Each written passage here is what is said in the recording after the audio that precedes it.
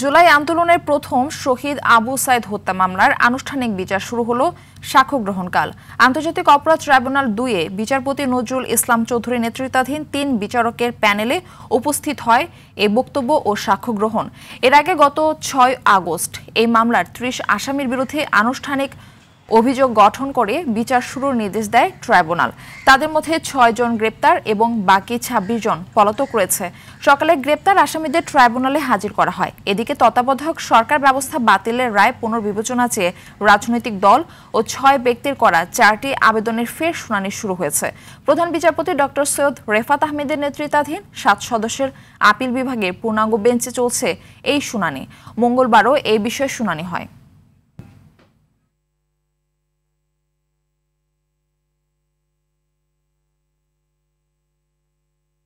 সাক্ষ্য গ্রহণের বিষয়ে জানাতে আন্তর্জাতিক অপরাধ ট্রাইব্যুনাল থেকে যুক্ত হচ্ছেন সহকর্মী জিএম মাহমুদ। সাক্ষ্য গ্রহণের সার্বিক কি তথ্য আপনার কাছে রয়েছে জানাবেন আমাদের।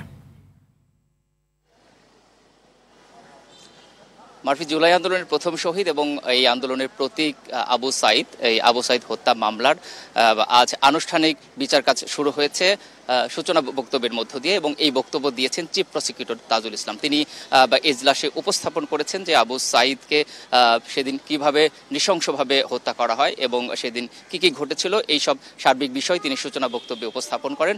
এ সময় কিন্তু এই মামলার ৩০ আসামির মধ্যে ৬ জন আসামি এজলাসে উপস্থিত ছিলেন। একই সাথে জানিয়ে রাখি, আজকে এই সূচনা বক্তব্যের সময় কিন্তু আবু সাইদের বাবা তিনিও কিন্তু উপস্থিত ছিলেন এবং তিনি কিন্তু শুনছিলেন যে আসলে সেদিনকার ঘটনা এবং কিভাবে আসলে কি ঘটেছিল তার সামনেই আসলে উপস্থাপন করা হয়। তো এই বক্তব্যের মাধ্যমেই আসলে আনুষ্ঠানিকভাবে যাত্রা শুরু করলো এই বিচারের। যদিও আজ সাক্ষ্য গ্রহণের কথা ছিল, কিন্তু সাক্ষ্য নেওয়া হয় নাই। আগামীকাল আবার ডেট নির্ধারণ করা হয়েছে যে আগামীকাল আসলে এই মামলার প্রথম সাক্ষ্য গ্রহণ শুরু হবে, এবং এই সাক্ষ্য গ্রহণের মধ্য দিয়েই কিন্তু এই বিচার কাজের যে একটি মাইল ফলক অর্থাৎ অগ্রগতি সেটি কিন্তু আসলে দৃশ্যমান হবে। একই সাথে জানিয়ে রাখি যে আজকে কিন্তু আপিল বিভাগে তত্ত্বাবধায়ক সরকার ব্যবস্থা ফিরিয়ে আনার যে বিষয়, এই বিষয়ে রিভিউর উপর শুনানি হয়, এবং শুনানিতে কিন্তু আদালত এই সিদ্ধান্ত নিয়েছে যে এই রিভিউ গ্রাউন্ডের উপর কিন্তু আপিল শুনানি হবে, এবং এই জন্য কিন্তু আগামী ২১ অক্টোবর তারিখ নির্ধারণ করে দিয়েছে আদালত। অর্থাৎ আগামী ২১ অক্টোবর থেকে এই তত্ত্বাবধায়ক সরকার ব্যবস্থা ফিরিয়ে আনার বিষয়ে আপিল শুনানি শুরু হবে। তো আপাতত আদালত চত্বর থেকে এই ছিল আমার কাছে সর্বশেষ খবর। মারফি, ধন্যবাদ আপনাকে।